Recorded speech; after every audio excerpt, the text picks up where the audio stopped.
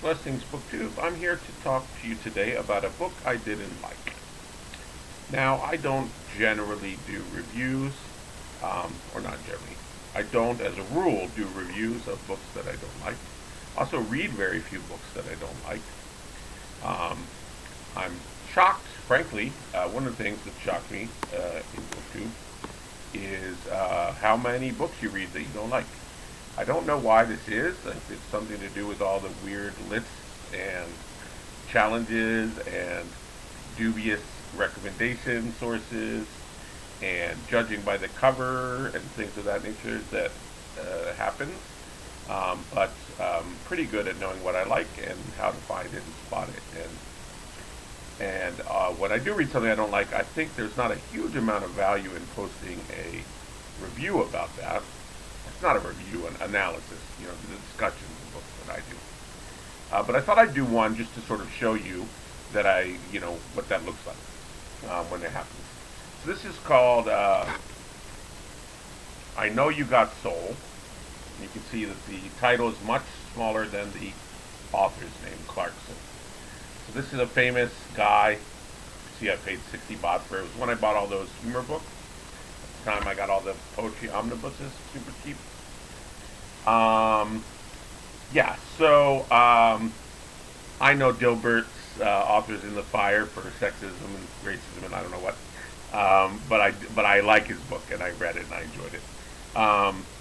Now this guy I pretty much knew I wasn't going to like as a person. But he is a comic, a British comic, and I like British humor. And I'm always interested in sort of the two sides of myself, the British and American side. And he's well known for being quite scathing against Americans. So I thought, well, that would be funny. Now, I'm not at all interested in cars or technology. So he had that working against him. But I was willing, to be agnostic on that point. In fact, to be swayed. Since we must obey the great machine these days, I'm trying to find ways to make peace with it. This didn't help. Okay, so why didn't I like the book? And I am, by the way, going to tell you a bunch of lessons that I took away from the book to show you that, as always, I'm looking for good and bad things, both when I'm reading. And try not to be always reading with the lens of that's good, that's bad. I agree, I disagree, right? But yeah, so there were things I learned from this book for sure. But the problem is the author. He's really in the way, right? So this is now the American bit. Let's look at that. He has a couple sort of anti-American swipes in here. He's quite racist. He calls the Argies the Argies. He calls the Krauts the Krauts. Of course, can't forgive them for the war. At one point, he's even, for no apparent reason, talking in German as "Wie macht," this kind of craziness. What else does he say in the realm of racism? Talking about how rich the people in the Concord are. They could sell GEC and GM over breakfast in London, and then over a second breakfast in New York by Guatemala and Chad. Now that's true, but it's not polite to point out. And I think in general his racism here is quite light, and I think it's made to be sort of like, I'll talk German however I want, and the heck with you woke folks. But it can get quite offensive. At one point here he's talking about the silver-plated AKs you see slung over the shoulders of the soldiers in West Africa are a little more, but not much. I mean, the soldiers in question are usually only 5 years old, which means they've bought their guns and had them customized out of their pocket money. Yeah, okay. I think if they had pocket money, they wouldn't be hiring out as child soldiers, right? He's sort of prowl around the house at night looking for a burglar to shoot. The only vanity plate he ever wanted was an AK-47. He probably doesn't really care if you like him. At one point he says something to that effect, like, I enjoyed driving the Rolls Royce as much as the others didn't, or hated it, and hated me for having one. So I guess what I'm saying is what I don't like about him is, one, his U.S. quips are a little lazy. So this one says, talking about the, where is it? I can't find it, but he was talking about the blimps, and each chapter is about big machines for the most part. He's talking about the blimps, and he's saying, something about their weight loads, and then the tolerance was very low for the amount of bombs they could carry because there's so much weight is taken up by the balloon itself, and that one fat American would make the difference or something of that sort. Not that great. But here's one I liked. So he's talking about the dam. He says, today there are other dams on the Colorado and other reservoirs. So great is the evaporation from these great inland seas. By the time the Colorado reaches the coast of Mexico, it's just a saline trickle. It hasn't been beaten. Thanks to America's insatiable appetite for everything, it's been killed. Now that I think that's spot on. So I'll give him good credit there. So I'm not mad at him, not liking Americans. And he hates being mistaken for one. But the problem is he's sort of too American. To me, he is very American. Obviously, his love of guns, money. He's very conservative. He calls, what does he call? The Guardianistas is what he calls the left. The Guardian is the, left-leaning newspaper in the UK. And the Sandal crowd, he calls them. At one point, he's talking about, he agreed that even though war was imminent, the workforce did not and responded in the only way the Brummies know how, with a series of industrial disputes, not supports. What else have we got here? Oh, here's the thing about the blimp. And when you deduct the aluminum frame and the two marine engines, what you were left with was a payload of just 660 pounds, just one American, in other words. All right, so one of the things I wanted to show with that is that when you criticize especially, or any bold assertions, ideally all your assertions, you really want to substantiate them. So while I say that he's, sexist, or I'll bring that up in a minute, when he said he's racist or something like that, I need to give an example of what he actually said, right? That's something that we don't always do here on BookTube, and I think we really ought to when we're criticizing things. It's fine for us to say, the dialogue is anodyne, but then show me an instance of the dialogue being anodyne. Not that I don't trust you, but as I said before, some dubious recommendations. If you want to know the codes of what's going on BookTube that one doesn't approve of, look at all the videos that people make against book talk people. And you'll find that we on BookTube do most of those book talk things as well. And it's a code for their criticizing ourselves, just like the Montesquieu did with the Persian letters of monarchist France. So I want to get into the sexist bit as sort of the main critique. And then I'll talk a bit about his sort of hard-on that he has for technology, which I'm gonna, is an observation more than a critique. All right, so here he's talking about the space shuttle, and the astronauts felt that if females and plumbers were allowed up there, their status would be eroded if a plumber could do it. So talking about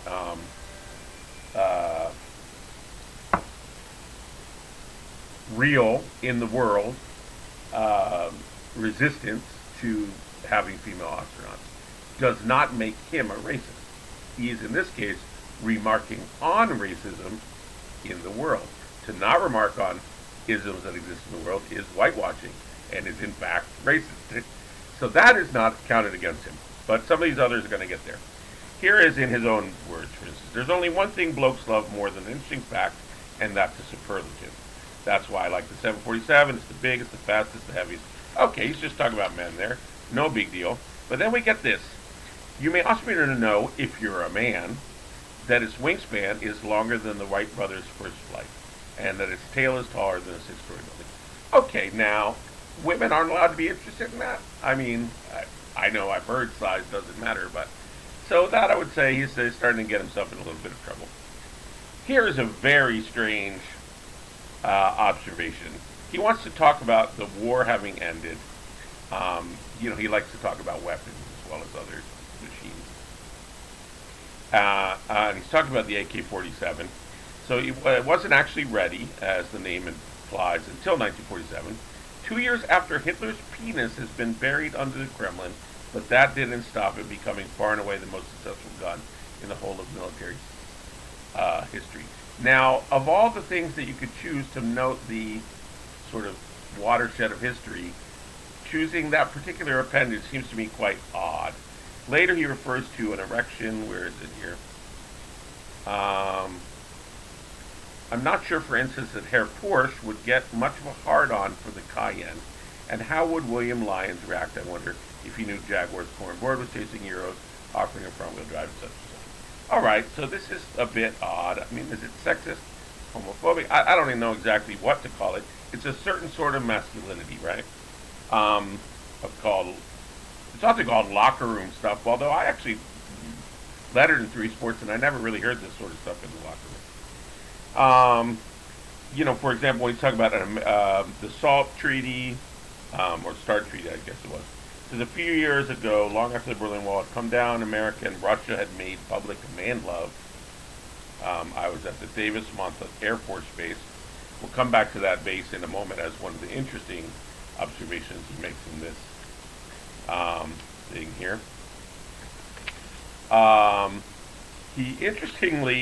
So his hatred of leftists, he forestalls for a moment because he likes Che. Che's macho, right? So what does he say? Che's the coolest man that ever walked the planet. His real name was Ernest, but he managed to make James Dean and Steve McQueen look like a couple of Nancy boys. Wow, are we saying Nancy boys in this century? Okay. So, this is the kind of guy who, when offered earmuffs when he's on the, or ear protection when he's on the aircraft carrier and they're launching the jets that hit Mach 2 twice, once with the nose, once with the tailpipe, things of that nature. He's like, no thanks, I've heard the Who. He's like, he refuses the, just a really sort of odd sort of maleness, I think. Okay, let's see, what else do we have to say about that? So the last bit I want to talk about is his love of machines, right? Now, that's the whole point of this book, right? And I picked it up knowing that. So it'd be churlish of me to pick at him or to question it. But I do, because it does seem to me that he likes machines more than people, in certain instances. So, for example, he says, I hate to think of a crashed Blackbird. That's a car. It causes me physical pain. Because I've actually been to its natural breeding ground. For him, machines are like alive, right? In fact, at one point he's talking about a human inside of the car as sort of the organic part of the machine. And yet he seems to think that technology is personified, but at the same time sort of morally neutral. The bomber never knew that it had been designed to drop atom bombs or what those bombs could do. It didn't ask to wreak havoc in Vietnam or the Gulf of Mexico. He says, for example, that he sees them. What's he talking about in this case? I don't know. So this is the one about the airship, about the Zeppelin. I see them as environmentalists might see a whale, too large and cumbersome, roaming vast oceans of air at the mercy of whatever currents come, communicating with pigeons in the same idiotic way a whale communicates by humming. And yet when you see a whale, and I did once off today, I mean, you can't just stop and gop. Okay, I guess he's got a little flow there. I'll grant him that. Okay, so that was a counterexample to what I found there. So I am pleased to admit that, for sure. I love to find humanity in everyone. What else have we got here? Here we go. So the total death toll after 9 had died in hospital was 583. This is one of the worst air wrecks ever aboard. The two planes collide in the fog on takeoff. Mainly through poor communication. So that's an interesting takeaway in terms of learning here. So 543, worst accident in the 100-year history of aviation. Therein lie the biggest problem with the 747. When one of them goes down, the loss of life is always so horrific. No one gives a stuff about the plane itself. Poor plane, right? It's a very interesting way to view that accident, I think. Talking about satellites, he's really breathing heavy on this one. That's the thing about big art. This is one of the first big satellites dishes. He knows what the weather will be like before Michael Fish. He knows how much you spent on ice cream last time you went to St. Lucia. He knows the sort of pornography they like in India. He knows about your mistress in Jersey. Probably not that far from the truth to say that these days Arthur knows more about the workings of our world than God. At another point, he compares the technology to Alien in the movie, right? It's all a sci-fi for him. He's talking about the perfect killing machine, I think is what he called it. There's a nice jibe in there at Jersey. That's another nice anti-Americanism in there. That was a clever one, I think. Right, here we go. So,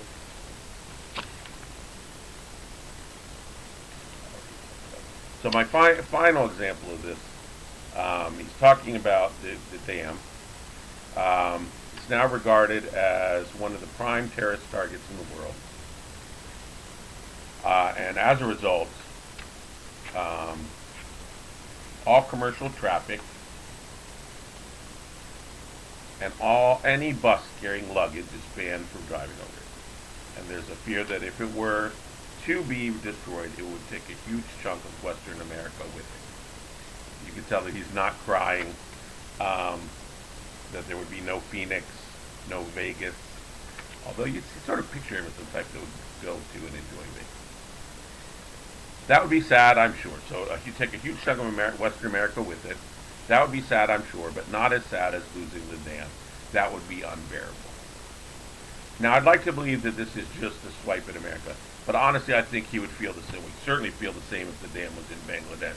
He'd probably care even less about some brown people. But I think he would feel the same even if it were a dam in, I don't know, Brighton. He cares more about the technology than some of these people. You get this, especially the Guardianistas in their sandals. All right, well, you get the point. So what's the book about? It's about the Concorde, Rolls-Royce, Riva, Millennium Falcon, flying boat. That's interesting. There were at one point. We're not talking about the ones that can land on water. We're talking about the ones that have to land on water. That was a big way of aviation at one point. The boats were going to go on and off water. SS Great Britain, Arthur, 747, AK-47 Zeppelin, Flying Scotsman, B-52 Hoover Dam, aircraft carrier Alfa Romeo, Blackbird submarine, and space shuttle. Oops, sorry, a couple more. GT-40, the Yamamoto, and the Spitfire. All right, so what are some lessons we can learn from this book if we can stomach it?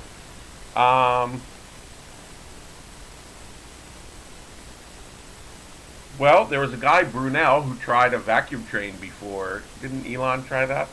He could have learned that did not work if he had read this. Space debris, the amount of space debris. 100,000 pieces of space debris already. It's a big problem. You remember what one O-ring could do to the shuttle, right? In fact, a paint chip hit a satellite and almost took it out. And we've already lost one satellite to debris. So as satellite traffic just goes up and up and up, and space traffic in general, especially if it's unregulated, whatever a billionaire wants to can go up there, you're going to have just this ring of trash. Picture the ring of trash that's on some of our world's beaches now, right?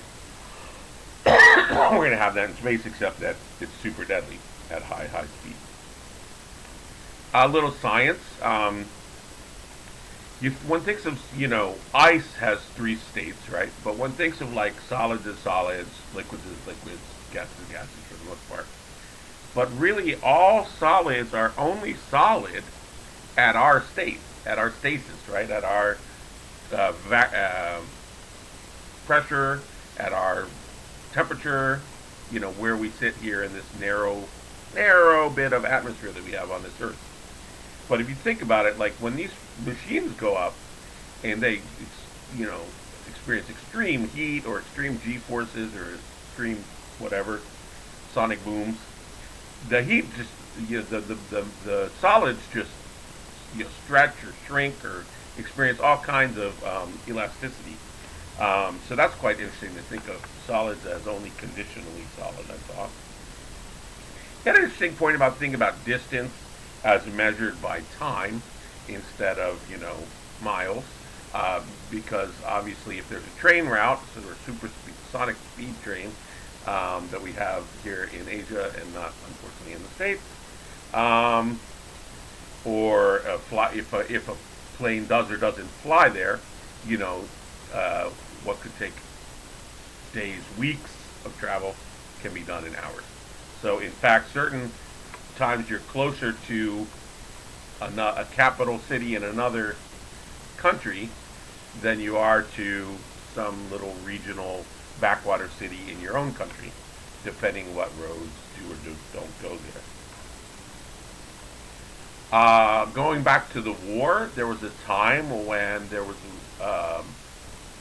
resistance to using submarine warfare. It was thought ungentlemanly. I thought that was wonderful that there was still a time in living memory when people had such humanistic considerations. And of course now we don't care what we throw at anybody from anywhere. We use drones. We don't even have to look at them, think about them. We have AI programming the drones now. But there was a time when it was thought, no, that's not fair to kill someone when they can't even see you. And the other biggest one takeaway was spending. So here's some interesting stuff. That airfield that we mentioned, yeah, it was a giant graveyard of million-dollar bombers. After, I think this was the 80s and the START Treaty, and we decided to reduce the amount of weapons. When you just look at a field of billion-dollar planes that have never been used, never will be used, being cut up for parts, and you think of what those billions of dollars could have done in development work, promoting peace, and working against having enemies and instead having allies, in education, having future citizens who are less inclined to violence and more creative in finding nonviolent solutions. Besides, before you even think about, just the arts and all the beautiful things that make life worth living, that really blows your mind. And here's another thing. So one of the biggest spendings in the war navally was these dreadnought boats. These, before aircraft carriers, these were these giant destroyers. No. Well, what do you call the biggest boats? Anyway, the biggest boats, the dreadnoughts. Dreadnought class boats. They cost, astronomical numbers, even back then. And what were they good for? Did they win the war? Did they transport refugees? Did they transport weapons or food or soldiers? Did they blockade rivers? They hid in fjords. They hid in fjords basically the whole war because they were too valuable to be lost. It would have been such a morale sinker for any of these boats to have been sunk that until basically the very end in desperation times, they just hid these boats. So much was spent on them, they were absolutely useless and served no purpose. And that, with everything that he has, great love in his heart, God bless him, for all these technologies and all these machines. That's my biggest takeaway from this whole book, that the amount that we spend on useless machines is staggering. And now we're about to basically put all our eggs into the AI basket. What will it bring? We'll find out, I guess, unless cooler heads prevail. So there you go. So a book that I didn't like. I hope I made the case with his own words for why I didn't like it. I hope I've convinced you to not read books that you don't like. But I also hope that I've convinced you to try and find, interesting, just like I did with what are the other books I've read that were sort of lukewarm on. There are a couple booktube ones that I read. The Midnight Library, what's the one? Shadow of the Wind. Right? These books they're not my favorite. I still try to find the clever bits of writing, the interesting ideas. Take away something from everything as much as you can, and don't be so ranty, I guess, as to find no value in something that you nonetheless spent your time reading. I mean, unless it's total garbage. I mean, you can't get much more. Sorry, I shouldn't call it total trash, but you know, um, what I'm trying to say is that when you talk about criticism as sort of literary criticism, we have a problem that in English to criticize is to um, denigrate, to insult, to pick at, find fault with, find problems with. But that is not what is meant by literary criticism. A better word, I guess, would be critique. In French, doesn't have that connotation. It's neutral or both. It's perhaps better for us to speak of literary appreciation. Although that sounds sort of vapid and yay, sort of like that the sort of thing that would lead to the worst of book talk. But yes, the good criticism is both. It is both being discerning and appreciating.